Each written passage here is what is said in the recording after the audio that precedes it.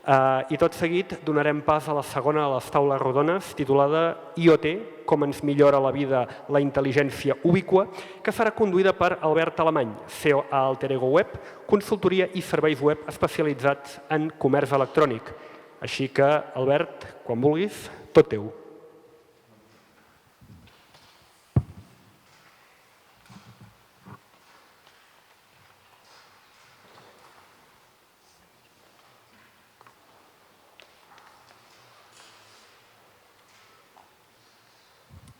Hola, bona tarda. Voldria demanar aquí als ponents de la taula rodona si podeu pujar, sisplau, així m'acompanyeu.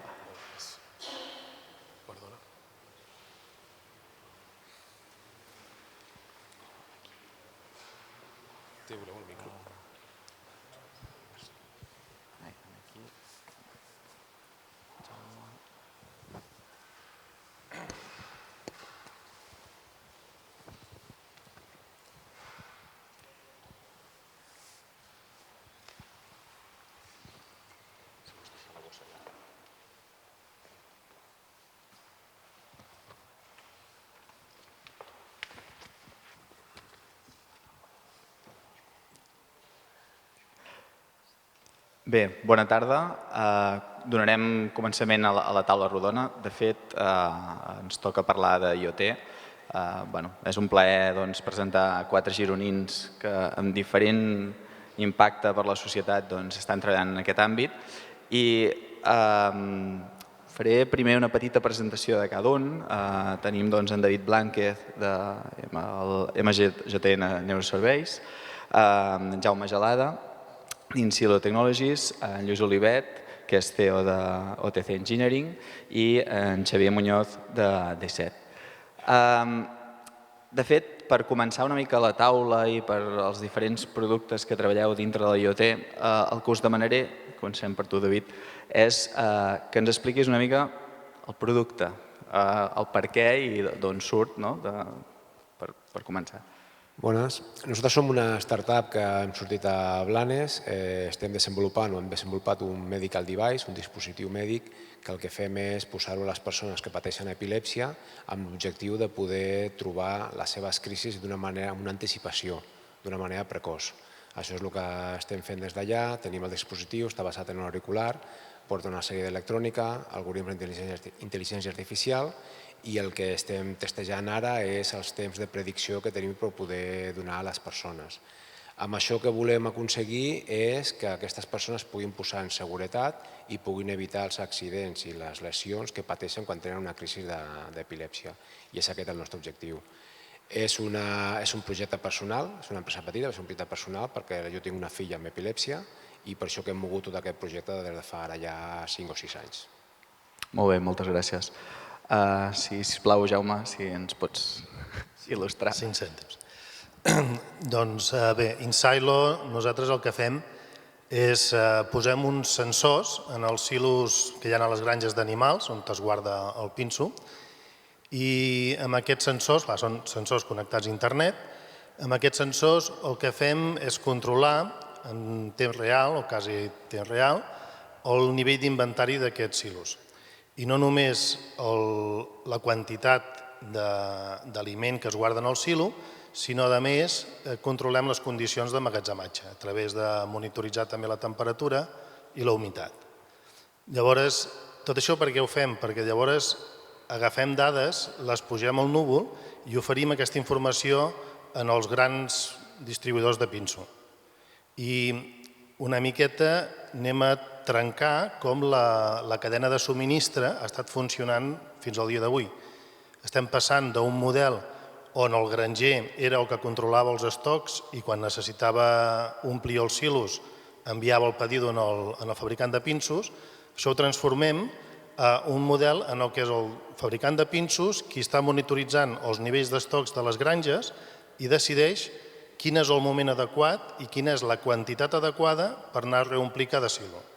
I fent-ho així hi ha uns avantatges importants des d'un punt de vista d'estalvi de costos logístics. Moltes gràcies. Utilitzarà en Lluís. Bones. Jo crec, jo soc de TC Engineering, una empresa que es va fundar fa 10 anys a la Garrotxa amb una visió tecnològica. Principalment la idea era al cap de 5 anys poder tenir una empresa tecnològica potent com podia ser un Bosch a casa nostra. A dia d'avui jo crec que la definició de la nostra empresa avança tan ràpid com la tecnologia. Vam començar dedicant-nos al tema de dispositius, que era d'on venien, sobretot pel sector de la mobilitat, en concret automoció, i això en aquests 10 anys ha avançat molt i molt. A dia d'avui la nostra empresa la presentem com una empresa que ofereix solucions de connectivitat, el que en diem end-to-end. End-to-end vol dir des del dispositiu que s'integra a la màquina, pot ser un vehicle on realment som molt experts, però pot ser qualsevol element mòbil o fins i tot elements industrials, fins a que aquesta informació puja al núvol, es transforma en una informació que passa a l'usuari a través d'un dispositiu mòbil i, per tant, disposem d'una plataforma per generar serveis a sobre dels equips. Per la qual cosa diem que les nostres plataformes ajuden a digitalitzar els productes, transformant el que fins ara eren els models de negoci convencionals de producte a incorporar servei. I això realment ho hem après del sector automoció i ho estem a dia d'avui no només implementant en el sector automoció, sinó que ho estem començant a implementar en altres sectors. Per tant, com a empresa el que fem és oferir solucions de connectivitat end-to-end, des de la màquina fins a l'usuari, amb l'objectiu de proporcionar nous serveis i digitalitzar els equips. Molt bé, moltes gràcies. Xevi? Hola, bona tarda. Doncs nosaltres a D7 fa 15 anys que ja vam començar a fer projectes de monitorització i control, és a dir, fa 15 anys que sobretot el que fèiem era recollir consums energètics, consums de qualsevol tipus, elèctric, aigua, gas, etc., i poder-los fer arribar en una plataforma. En aquell moment no en dèiem plataforma, però al final fer-los arribar en un lloc central on algun expert pogués prendre la decisió encertada o pogués reaccionar davant d'una situació anòmala. La tecnologia, però, ha canviat molt aquest sector i això que abans fèiem, ara ho podem seguir fent, però d'una forma molt més fàcil, molt més barata. Llavors ha fet que nosaltres mateixos hàgim estès l'aplicació d'aquesta lectura de dades i a dia d'avui ens presentem també, també ha canviat com ens presentem com a empresa, a part de fer projectes de monitorització, diem que som una empresa de solucions de projectes IoT. Per què? Doncs perquè també estem llegint dades, seguim llegint dades que consums, però estem fent també, ja no només grans instal·lacions, qualsevol fàbrica on hi ha un procés li interessa saber els consums que està tenint a cada línia de fabricació, quants euros, quants cèntims hi ha en aquella línia per cada peça que fabrica, per exemple, i en un àmbit de ciutat podem mesurar temperatures, contaminació de l'aire, contaminació acústica, etc., de forma fàcil per recollir aquestes dades i poder prendre aquestes decisions, que en aquells primers anys eren decisions d'estalvi energètic o d'eficiència energètica i ara poden ser decisions de gestió de la ciutat. Molt bé, moltes gràcies. De fet, veiem aplicacions més directes, uns camps molt determinats, nosaltres més genèric o més estructura d'informació llarg. Fa poc va ser a Barcelona a la Fira d'IoT, de fet hi vaig anar i em va sorprendre una mica allò que m'esperava un tipus Mobile World Congress i és bastant més petit la Fira d'IoT. És una pregunta una mica per tots, si voleu el primer que vulgui us explico una mica. La idea és, des del vostre punt de vista, IoT en aquests propers anys i el que vosaltres esteu visquent, com creieu que irà millorant la vida de les persones, des del punt de vista del que vosaltres esteu treballant? No sé si vol començar. En el nostre cas, les comunicacions sí que ens milloren molt la qualitat de vida de les persones. El nostre objectiu o el nostre procés és que estem recollint dades del servei des del canal de la UIDA, ho estem comunicant amb un telèfon mòbil i això ens ho porta amb un server, amb un servidor al cloud.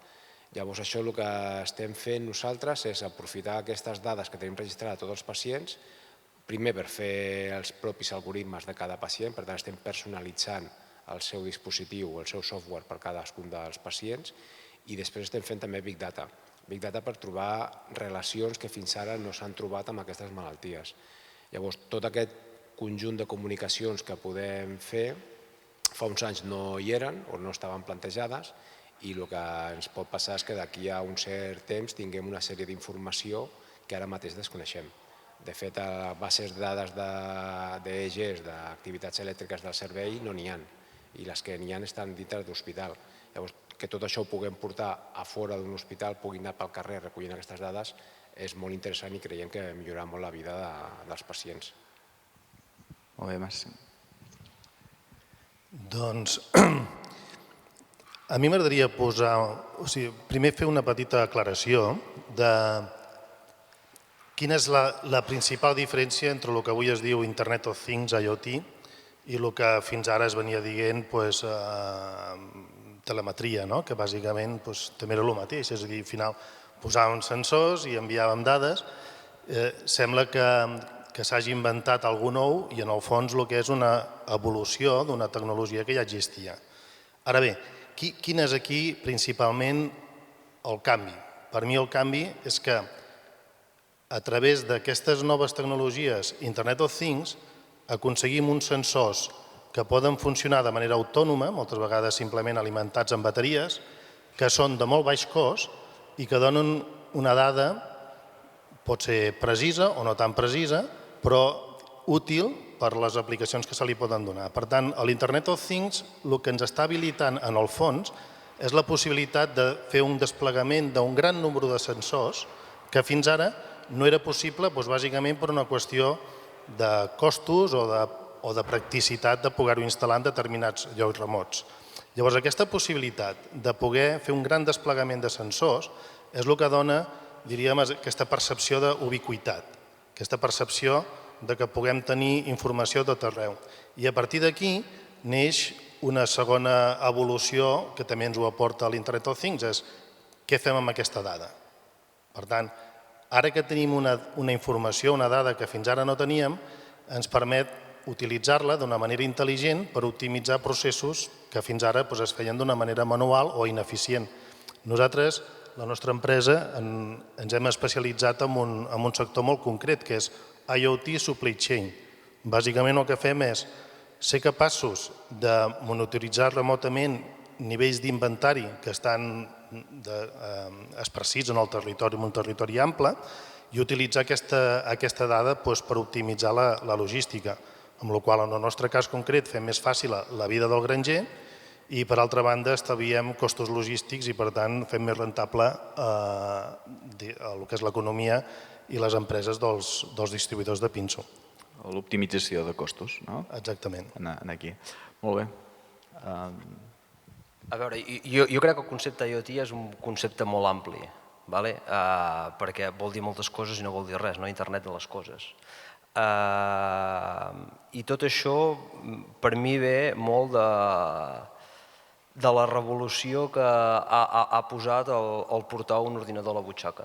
Arrel d'aquesta revolució de que puguem fer les coses d'una forma més fàcil. A tot arreu i en qualsevol moment es comencen a plantejar solucions o productes per facilitar la vida de les persones. Per exemple, com a exemple, la nevera que et pugui dir o predir què és el que tens a dintre de la nevera i què és el que has de comprar. Home, jo crec que això no és nou. Jo crec que quan estudiava a la Universitat de Girona això ja hi era, i estem parlant de fa 20 anys. Això és IoT, sí, no? És la nevera connectada. Per tant, jo crec que moltes vegades les coses l'únic que fan és com reinventar-se. Fa un moment, el de Nexus Geogràfics parlava del tema del cotxe connectat. Si el cotxe connectat, esclar, el cotxe connectat, el cotxe autònom, arribarà, segur que arribarà. Igual que arribarà el cotxe elèctric que n'estàvem parlant de fa 12 anys.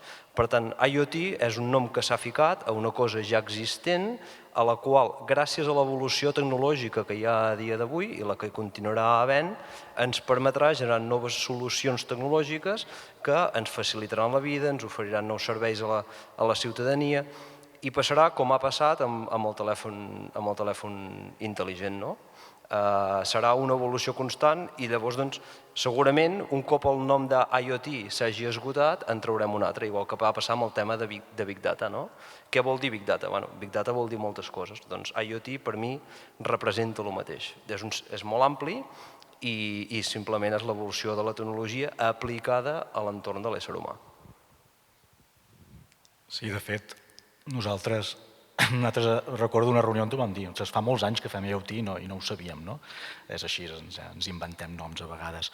Però sí que hi ha aquesta revolució tecnològica que fa que sigui molt més fàcil recollir, posar aquests sensors, que abans era possible tècnicament però no a la pràctica, moltes vegades. Jo el que crec que a nivell auditiu que ens proporciona és informació. Si parlo en l'àmbit d'una ciutat, per exemple, es poden prendre unes decisions a vegades a partir d'una intuïció o d'un pensar. L'IoT et dona una informació real de què està passant, en tots els àmbits que volem. Llavors, el repte, crec jo, és utilitzar-la bé, aquesta informació, que realment sigui útil. Hi ha coses molt evidents, no sé, per exemple, a nivell de logística comentaves el recorregut del cotxe de les escombraries. Això és obvi que si sabem l'estat de capacitat que es troba cada contenidor, es pot decidir d'una forma més eficient. N'hem de trobar moltes més i estic segur que en trobarem moltes més. Aquest és una mica el repte. Recollir dades ara ho podem fer gairebé tot. Ara es tracta de fer-ne quelcom útil.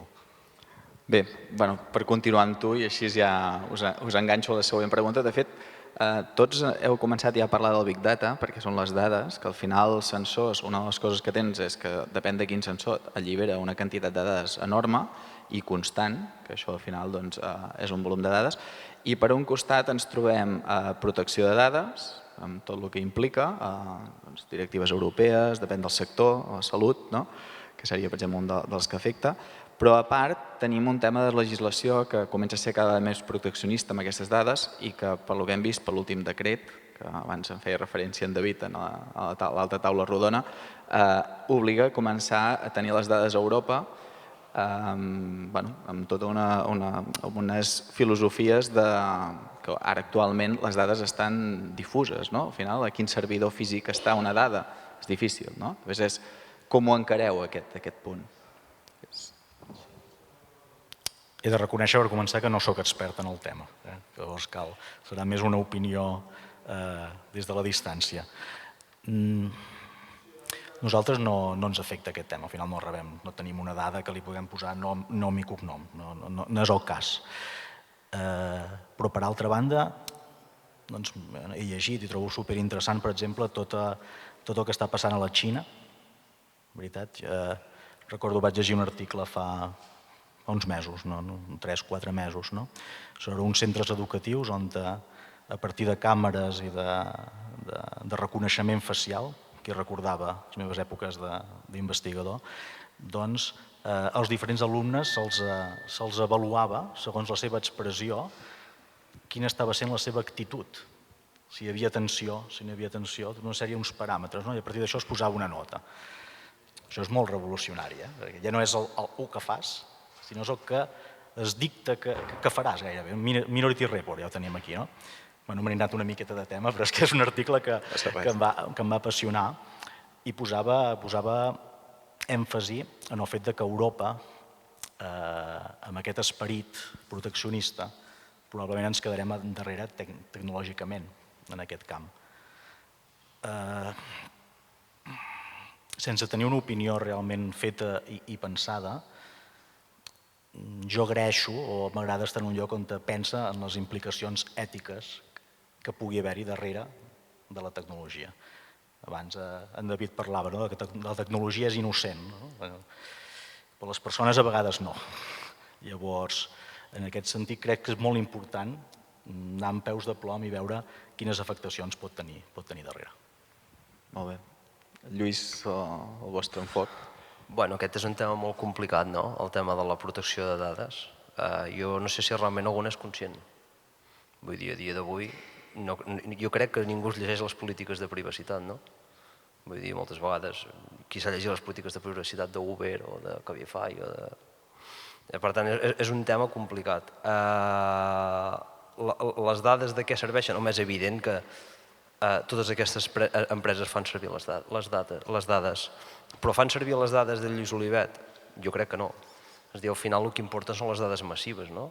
On està la població, qui fa servir el meu servei, quina edat té, coses que jo crec que moltes vegades quan omples formularis a llocs perquè et donguin un premi per anar un cap de setmana, estàs fent exactament el mateix, no? Estan veure qui és el client que està anant a aquell tipus d'establiment. I això, evidentment, jo crec que en part és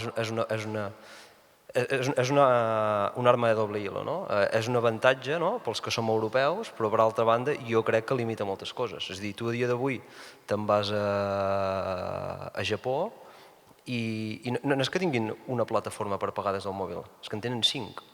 Allà fan servir el Line, que és el WhatsApp equivalent aquí, i ells paguen un restaurant amb WhatsApp.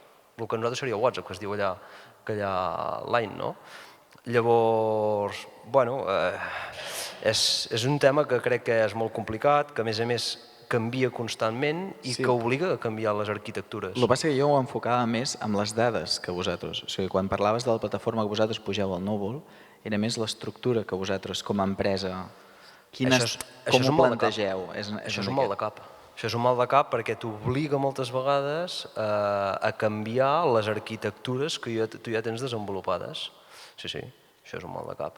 Però, bueno, són canvis constants que es fan i es van fent i porten problemes, sí.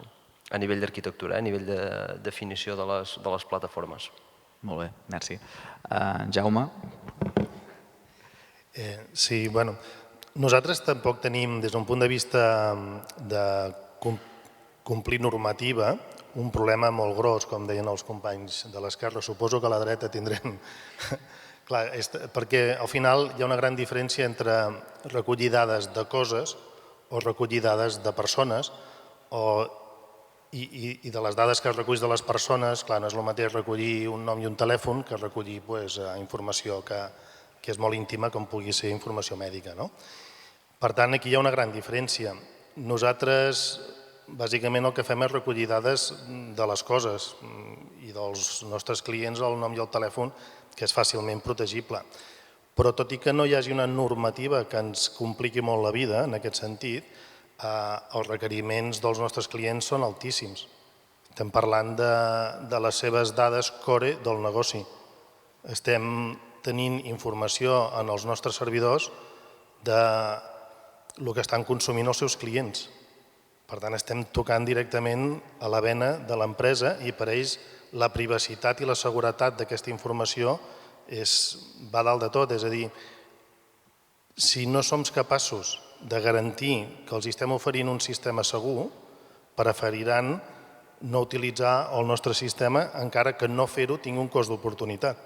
Per tant, jo diria que és més exigent el sector privat quan demana seguretat sobre dades, a vegades que inclús que el sector públic, que tots veiem com, tot i haver-hi una normativa, moltes vegades les nostres dades sembla que no estan gaire ben protegides. Per tant, ja està, és això, simplement. Molt bé, moltes gràcies. Ja hem arribat a tu, que... Nosaltres tenim un mal de cap, evidentment. Nosaltres recollim dades de pacients, recollim dades mèdiques, són personals i tenim tot un sistema de... Ara mateix no és un problema, però sí que s'ha d'emmagatzemar tot dintre dels requisits que ens demanen, que són molt estrictes.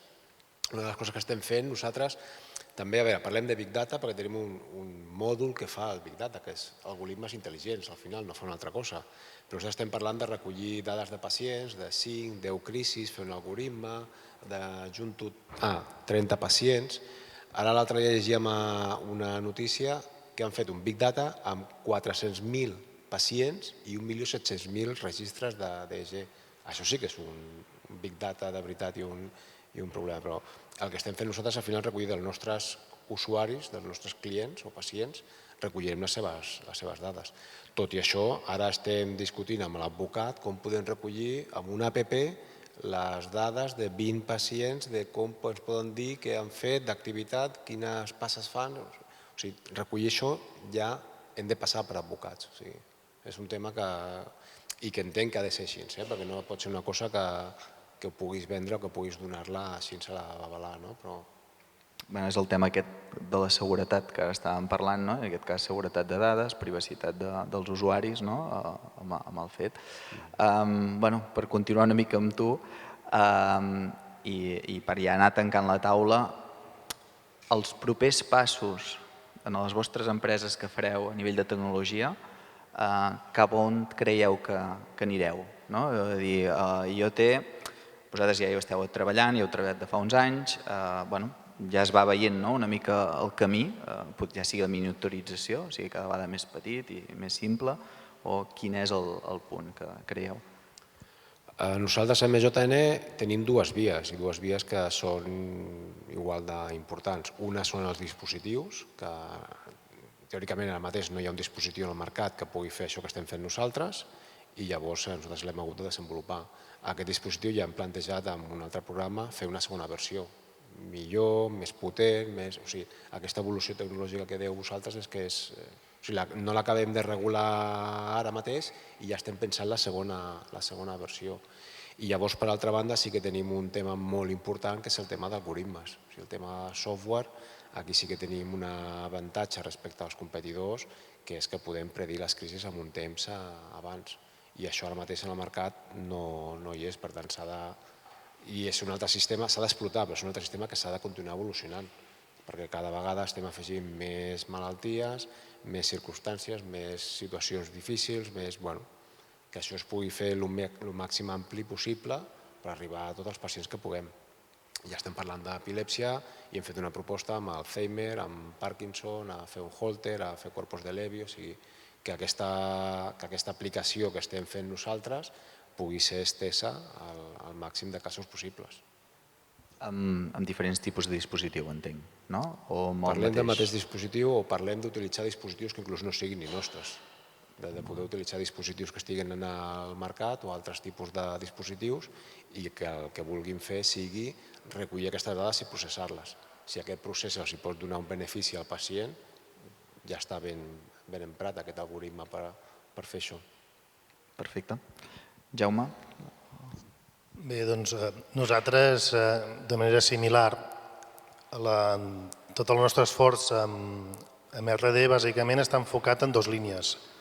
Una és desenvolupar nous sensors, similars als que tenim, però més evolucionats, bàsicament que ens permeti abaratir costos de fabricació dels sensors, que ens faciliti la seva instal·lació, que tinguin major autonomia i sobretot que sensors que ens permetin abordar problemes en altres sectors del mercat en el que amb la versió del sensor actual no podem accedir, perquè o silos són més grossos del que nosaltres som capaços de mesurar o són més petits, és a dir, per tant, nosaltres hem de tenir diferents versions de sensor per anar cobrint les diferents problemàtiques i això ens permetrà accedir a un mercat més gran. Però l'altra línia de recerca important és a nivell de la intel·ligència, és a dir, què fem amb aquesta dada? Perquè al final, si els clients inverteixen en aquestes tecnologies, és perquè no simplement per tenir accés a la dada, és per poder utilitzar aquesta dada i poder-li donar un valor. Per tant, les capes d'intel·ligència que puguem posar a les nostres plataformes permetran una millor presa de decisions i, per tant, uns estalvis en els nostres clients, que és el que al final justifica tots els desplegaments d'aquesta tecnologia. Per tant, és a nivell de noves versions de sensors i aplicar algoritmes i intel·ligència a la dada. De fet, la intel·ligència artificial no n'hem parlat, però és una altra de les puntes que hi té molt a veure amb IoT. Sí, efectivament, perquè al final aquesta intel·ligència ve per tots els algoritmes d'intel·ligència artificial, que a vegades està per mi una miqueta sobrevalorat, el que, almenys en el nostre àmbit, apliquem com a intel·ligència, que són... O sigui, hi ha centres de recerca que treballen amb intel·ligència artificial intentant desenvolupar el que és pròpiament la intel·ligència, algú que aprengui sol. Nosaltres no som tan ambiciosos, no estem a aquests nivells, però bàsicament és aplicar determinats algoritmes que estan dintre de l'àmbit de la intel·ligència artificial que permeten predir consums, que permeten optimitzar rutes, que permeten modelitzar sistemes i per tant, tenir una simulació de la realitat més precisa. Molt bé, moltes gràcies.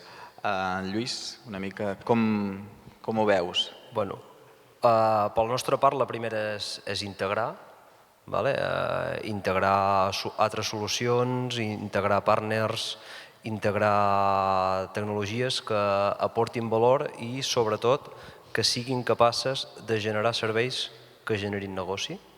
Perquè al final la tecnologia en el mercat, és veritat que hi ha gent que no la compra per fer negoci, però la majoria dels actors la compren per generar negoci. És a dir, hi ha poca gent que inverteixi en la tecnologia per disfrutar. Hi ha les màquines escurabutxaques, per exemple, però la majoria de les empreses, quan fan una inversió tecnològica, l'estan pensant perquè tingui un retorn. Llavors, nosaltres creiem que hem d'integrar tecnologies, hem d'integrar serveis, hem d'integrar partners amb les nostres solucions per ser capaços de generar serveis que al final aportin valor i generin negoci. Molt bé. Xavi? Bé, doncs nosaltres per aquest any que ve, ja estem amb la idea de l'any que ve, tindríem dues línies. Una totalment compartida, que seria aquesta intel·ligència artificial bàsica, però per intentar fer sobretot una predicció, uns models matemàtics a partir de totes aquestes dades que tenim, i l'altra és un desenvolupament de software verticals, és a dir, a partir de totes aquestes possibilitats hem detectat 3-4 casos en què creiem que hi ha bones oportunitats de negoci i llavors anirem a fer quelcom molt més concret per a aquestes oportunitats. Molt bé, moltes gràcies. Si us sembla, donem pas a alguna pregunta, anem molt justos, una ràpida. Hi ha algú de la sala que tingui alguna pregunta?